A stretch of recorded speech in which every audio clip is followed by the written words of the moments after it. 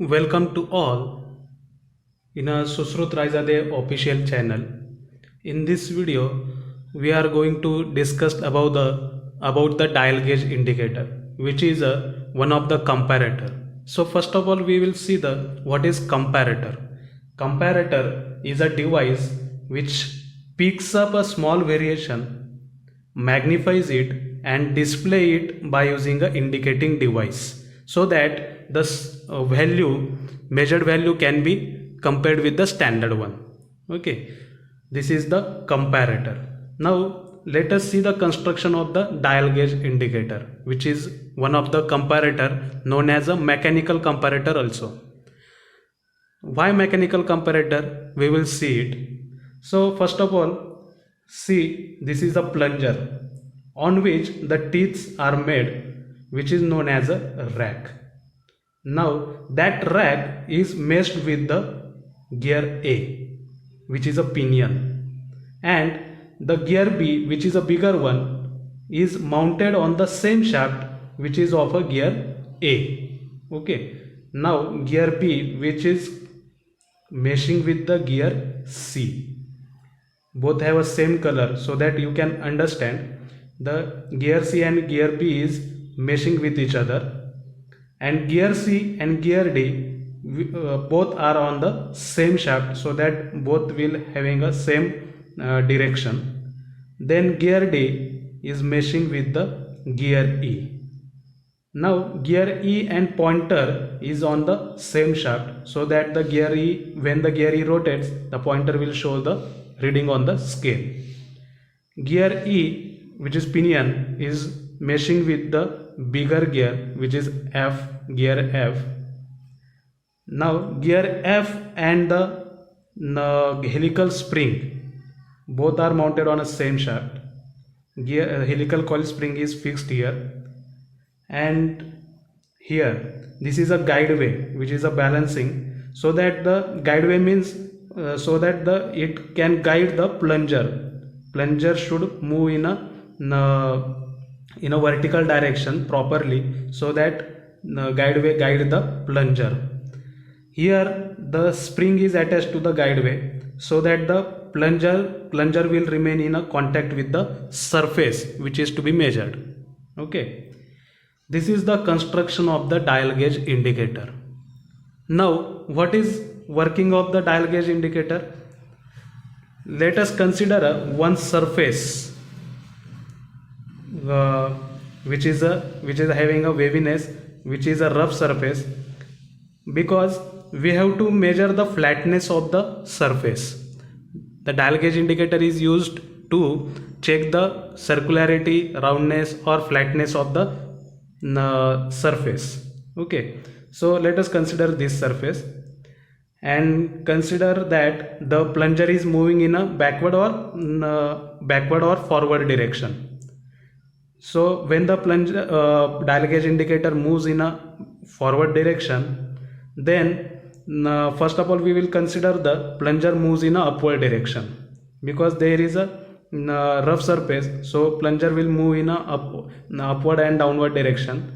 So first consider upward direction. The plunger moves in a upward direction, so that rack is in the pinion, a plunger, therefore rack also moves in a upward direction, so that gear E moves in a anti-clockwise direction, because gear A is meshing with the rack, so that gear A moves in a anti-clockwise direction. So if the gear A is rotating in anti-clockwise direction, gear B also rotates in a anti-clockwise direction, because B and A are on the same shaft.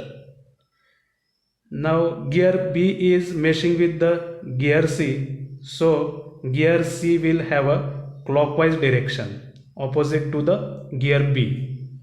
Now gear C and D are on the same shaft, therefore both will have a same direction, that is gear D will have a clockwise direction. Now gear D and gear E are meshing with each other, therefore gear E will have a anti-clockwise direction opposite to D, and therefore pointer which is mounting on the same shaft of E, therefore pointer moves in a anti-clockwise direction, and it will show the reading on the scale.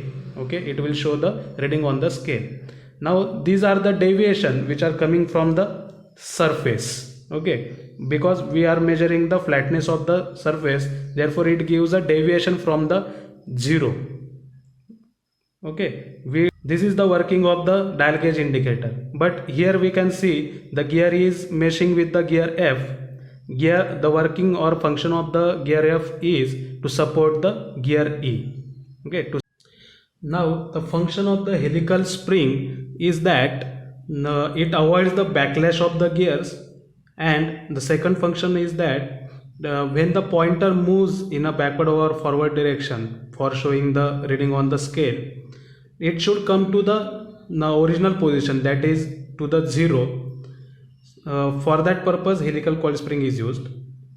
Now how it works: when the gear F rotates, the helical coil spring also rotates and stores the energy, and it also releases the energy when the pointer shows reading. After that, when the pointer plunger moves forward, the helical coil spring releases the energy, and so that it rotates the gear F in opposite direction.